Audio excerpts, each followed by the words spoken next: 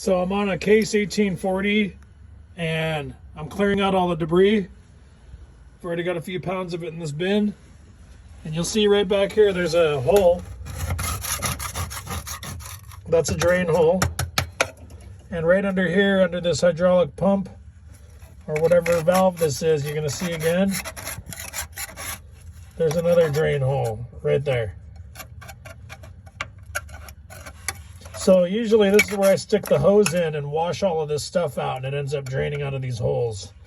I think there's another one over here.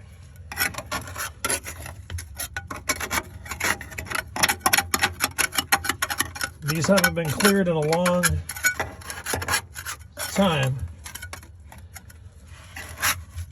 but at least so far there's that drain hole right there, which you should be able to, if that's exposed, hose out a lot of this material in here and basically keep that out of there. So I'll get all the big stuff out and then rinse it out.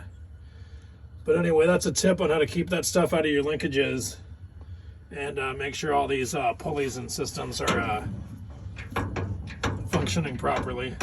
No sticks or anything in them.